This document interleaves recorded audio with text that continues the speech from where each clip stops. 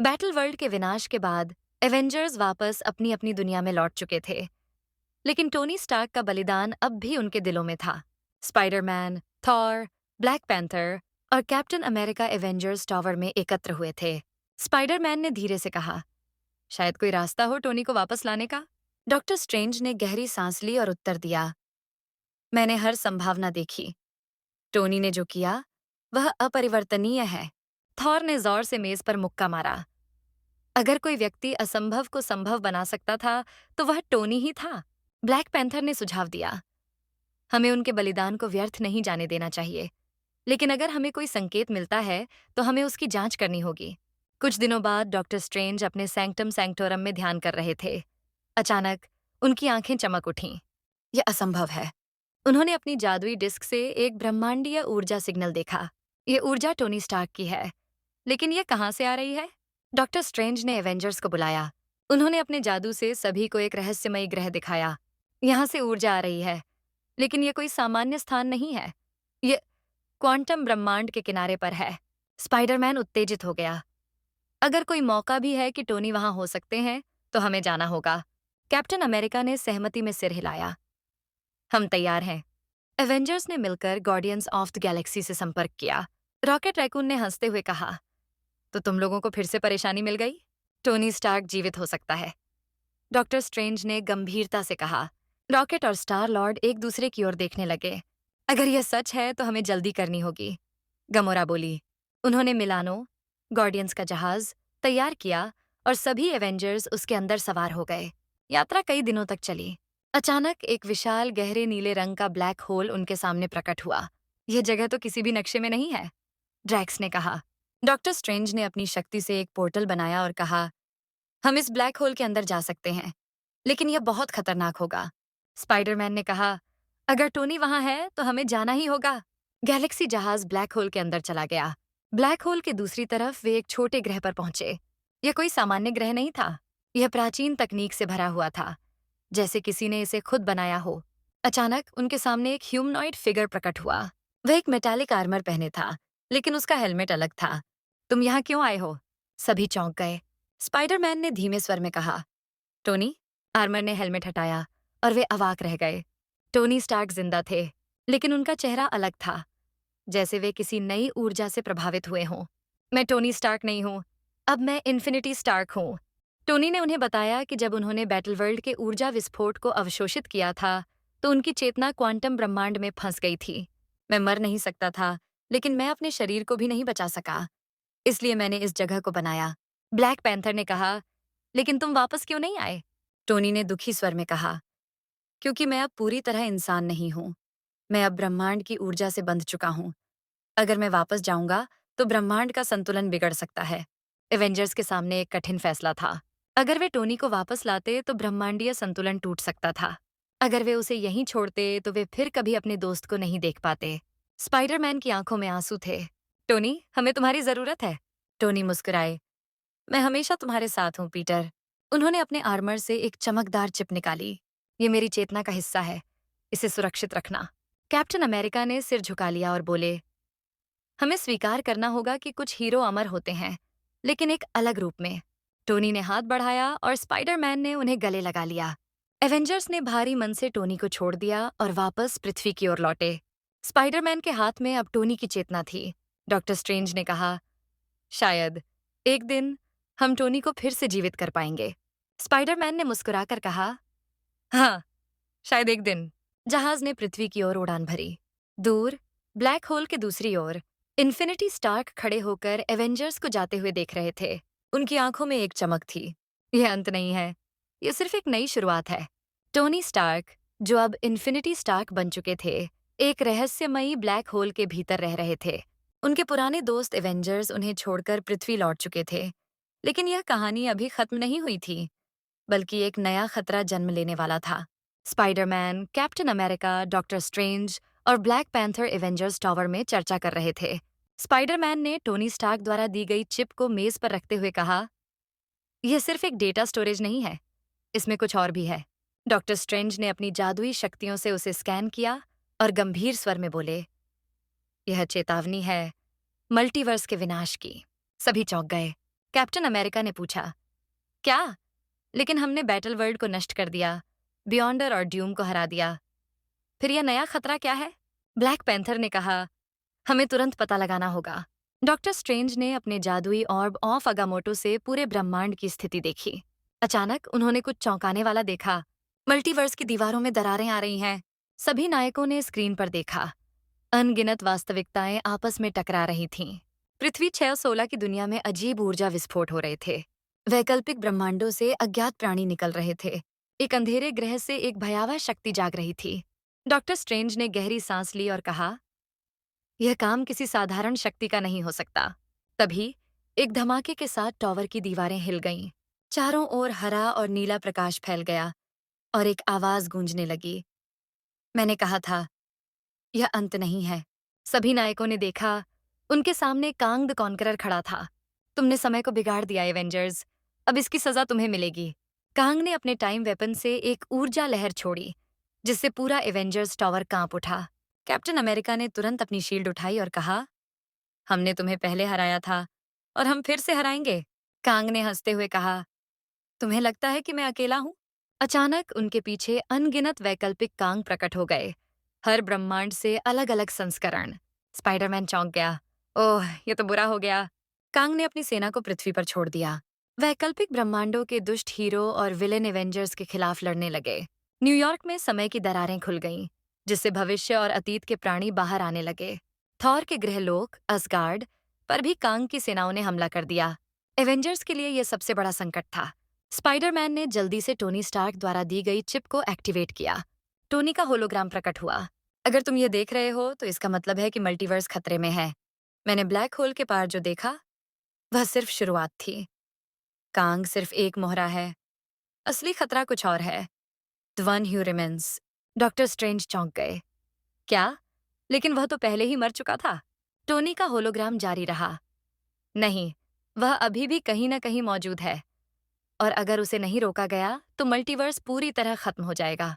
Captain America ने गंभीर स्वर में कहा, हमें इस खतरे को रोकने के लिए एक नई योजना बनानी होगी। डॉक्टर स्ट्रेंज ने कहा, हमें 2 मोर्चों पर लड़ना होगा। पहला मिशन, स्पाइडरमैन, डॉक्टर स्ट्रेंज और ब्लैक पैंथर मल्टीवर्स की दरारों को ठीक करने के लिए निकलेंगे। दूसरा मिशन, कैप्टन अमेरिका, थॉर और गार्डियंस ऑफ द गैलेक्सी एडवन ह्यू रिमेन्स की खोज में ब्रह्मांड के सबसे अंधेरे हिस्से में जाएंगे। थॉर ने अपना हथौड़ा उठाया। अगर यह मल्टीवर्स की आखिरी लड़ाई है तो हम इसे जीतने के लिए सब कुछ झोंक देंगे। स्पाइडरमैन ने कहा, और इस बार हम टोनी को वापस लाने का भी रास्ता ढूंढेंगे। कांग ने पूरे ब्रह्मांड में अपने टाइम पोर्टल खोल दिए। अब कोई भी समय से सुरक्षित नहीं रहेगा। एवेंजर्स ने अपनी टीमों का गठन किया और आखिरी बार एवेंजर्स टॉवर की ओर देखा। Avengers assemble. और इसके साथ उन्होंने युद्ध के मैदान की ओर उड़ान भरी। मल्टीवर्स का अंतिम युद्ध शुरू हो चुका था। कांग द कॉन्करर ने पूरे ब्रह्मांड में समय की दरारें खोल दी थीं। हर जगह अराजकता फैल चुकी थी। विभिन्न युगों और ब्रह्मांडों से लोग, दानव और हीरो पृथ्वी पर आ रहे थे। एवेंजर्स को अब मल्टीवर्स की सबसे बड़ी लड़ाई लड़नी थी। एवेंजर्स टॉवर के ऊपर ब्लैक पैंथर और स्पाइडरमैन कांग की सेनाओं से लड़ रहे थे। 2009 से आए साइबरनेटिक ड्रोन शहर को तबाह कर रहे थे। वैकल्पिक वास्तविकताओं से दुष्ट एवेंजर्स प्रकट हो रहे थे। अजीब प्राणी, कुछ डायनासोर युग से, कुछ भविष्य के युग से सड़कों पर घूम रहे थे। स्पाइडरमैन एक दीवार पर चढ़ते हुए बोला, यह तो एंड गेम से भी बुरा है। ब्लैक पैंथर ने अपने पंजों से 3 ड्रोन को नष्ट करते हुए कहा, हमें टाइम पोर्टल्स को बंद करना होगा। लेकिन तभी कांग का एक वैकल्पिक संस्करण सुप्रीम कांग प्रकट हुआ। उसने अपने हाथों से टाइम वेव छोड़ी, जिससे ब्लैक पैंथर और स्पाइडरमैन धीरे धीरे बूढ़े होने लगे। तुम लोग समय के विरुद्ध नहीं लड़ सकते, कांग ने कहा। असगार्ड पर टाइम मॉन्स्टर्स का हमला हो चुका था। थॉर अपने हथौड़े एम्जोलनिर से बिजली बरसाते हुए लड़ रहे थे, लेकिन ये राक्षस भविष्य और अतीत के जादू से बने थे। ये जादू मेरी बिजली को भी रोक सकता है। थॉर चौंक गए। तो फिर पुराने तरीके से लड़ते हैं। उन्होंने अपना हथौड़ा छोड़ दिया और तलवार उठाई। थॉर ने अपने पुराने वाइकिंग योद्धा रूप में आकर दैत्यों को एक-एक कर खत्म करना शुरू किया। लेकिन तभी एक विशाल काला हाथ उनके ऊपर गिरने वाला था। डॉक्टर स्ट्रेंज और उनके साथी मल्टीवर्स की दरारों को बंद करने के लिए निकल चुके थे। उन्होंने डार्क डायमेंशन में प्रवेश किया, जहां डोरमम्मू का बेटा नोकराम्मू उनका इंतजार कर रहा था। मेरे पिता को तुमने हराया था स्ट्रेंज, लेकिन मुझे नहीं हरा पाओगे। नोकराम्मू ने अंधेरे की शक्ति से डॉक्टर स्ट्रेंज पर हमला किया। लेकिन स्ट्रेंज ने टाइम स्टोन के एक शेष अंश का उपयोग किया और नोक्रामू को खुद के समय में उलझा दिया। कैप्टन अमेरिका, स्टार लॉर्ड और Guardians of the Galaxy One Who Remains की खोज कर रहे थे, लेकिन रास्ते में उन्हें एक विशाल क्रिस्टल ग्रह मिला। यहाँ समय स्थिर है, कैप ने कहा। रॉकेट रैकून ने क्रिस्टल को स्कैन किया और चौंक कर कहा, दोस्तों, हमें यहाँ कोई कैद दिख रहा है। उन्होंने देखा कि क्रिस्टल के अंदर कोई था। टोनी स्टार्क, कैप्टन अमेरिका और स्टार लॉर्ड ने मिलकर क्रिस्टल को तोड़ा। एक चमकीली रोशनी फैली और अचानक टोनी स्टार्क बाहर आ गए। लेकिन ये टोनी स्टार्क नहीं थे जिन्हें वे जानते थे। मुझे इन्फिनिटी स्टार्क मत कहो, अब मैं ओमेगा स्टार्क हूँ। उन्होंने अपनी नई ब्रह्मांडीय आर्मर एक्टिवेट की और उनका सूट इन्फिनिटी स्टोन्स की ऊर्जा से भरा हुआ था। स्टार लॉर्ड ने हैरानी से पूछा, तो तुम अब हीरो हो या विलन? टोनी मुस्कुराए और बोले, मुझे लगता है कि यह तय करने का समय आ गया है। अब 3 टीमें युद्ध के लिए तैयार थीं।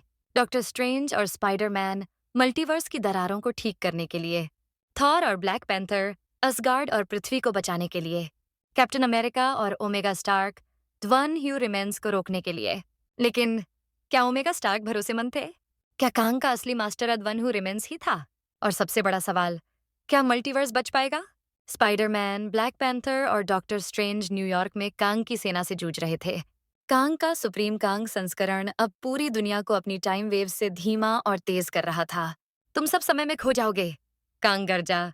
स्पाइडरमैन एक टाइम वेव से बचते हुए बोला, क्या इसे रोकने का कोई तरीका है? डॉक्टर स्ट्रेंज ने कहा, अगर हम उसके टाइम कोर को नष्ट कर दें तो उसकी शक्तियां खत्म हो जाएंगी। ब्लैक पैंथर ने तुरंत एक योजना बनाई। स्पाइडरमैन टाइम वेव से बचते हुए कांग की सुरक्षा भेदेगा।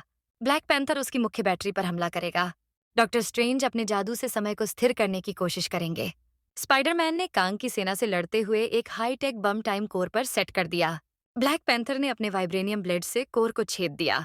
डॉक्टर स्ट्रेंज ने अपना मंत्र बोला, टेम्पस फर्मस। एक पल में पूरा युद्ध रुक गया। कांग की टाइम वेव्स नष्ट हो गईं और उसकी सेना समय के बवंडर में समा गई। सुप्रीम कांग चिल्लाया, यह संभव नहीं, और वह अपने ही टाइम लूप में कैद हो गया। लेकिन यह सिर्फ एक लड़ाई थी, असली युद्ध अभी बाकी था।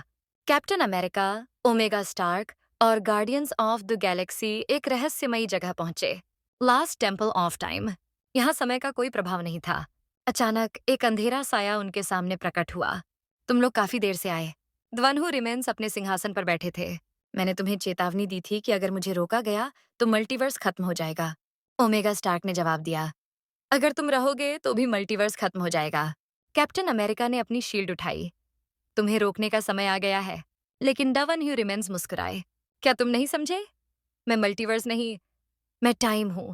अगर मैं मरूंगा तो सब कुछ खत्म हो जाएगा। क्या मल्टीवर्स को बचाया जा सकता है? डॉक्टर स्ट्रेंज और बाकी एवेंजर्स भी जल्द ही वहां पहुंच गए। अब वे एक कठिन फैसले के सामने थे। अगर way the one who remains को मारते तो मल्टीवर्स की दीवारें गिर सकती थीं और सब कुछ नष्ट हो सकता था। अगर वे उसे जिंदा छोड़ते तो वह फिर से कांग जैसी बुराइयों को जन्म देता। ओमेगा स्टार्क आगे बढ़े और बोले, शायद एक तीसरा रास्ता भी हो सकता है। उन्होंने अपने नए इन्फिनिटी स्टोन्स समर्थित आर्मर को एक्टिवेट किया। मैं खुद टाइम का संतुलन बन सकता हूँ। डॉक्टर स्ट्रेंज चौंक गए, अगर तुम ऐसा करोगे तो तुम हमेशा के लिए टाइम की धारा में खो जाओगे। टोनी ने हल्की मुस्कान दी, किसी न किसी को यह करना होगा और मुझे पता है कि मैं इससे बच नहीं सकता। कैप्टन अमेरिका ने उनका कंधा पकड़ा, तुम पहले ही इतना बलिदान दे चुके हो टोनी। लेकिन टोनी ने जवाब दिया, एक हीरो वही करता है जो जरूरी हो। टोनी स्टार्क ने अपने पूरे मल्टीवर्स एनर्जी को अवशोषित कर लिया। Time reset activated. चारों ओर रोशनी फैल गई। मल्टीवर्स में आई सभी दरारें खुद ब खुद बंद होने लगीं। कांग की बाकी बची हुई सेनाएं समाप्त हो गईं। लेकिन टोनी स्टार्क धीरे धीरे टाइम लूप में समा गए। उनकी अंतिम आवाज गूंजी, इस बार कोई स्नैप नहीं, बस एक नई शुरुआत। और फिर वे गायब हो गए। कुछ महीने बाद मल्टीवर्स स्थिर हो चुका था। द वन हू रिमेंस अब एक संतुलित शक्ति में बदल चुका था। कांग और उसकी वैकल्पिक सेनाएं हमेशा के लिए समय में खो गईं। कैप्टन अमेरिका, स्पाइडरमैन और डॉक्टर स्ट्रेंज एवेंजर्स टॉवर की बालकनी पर खड़े थे। स्पाइडरमैन ने धीरे से कहा, टोनी को वापस लाने का कोई तरीका है? डॉक्टर स्ट्रेंज ने उत्तर दिया, अगर कोई वापस आ सकता है तो वह टोनी स्टार्क ही होगा। कैप्टन अमेरिका ने आसमान की ओर देखा, हमेशा एक नई शुरुआत होती है। लेकिन तभी एक नई चमकदार दरार आकाश में प्रकट हुई। स्पाइडरमैन ने घबराकर कहा, ओह, ये फिर से शुरू हो रहा है। ये एक नई कहानी की शुरुआत है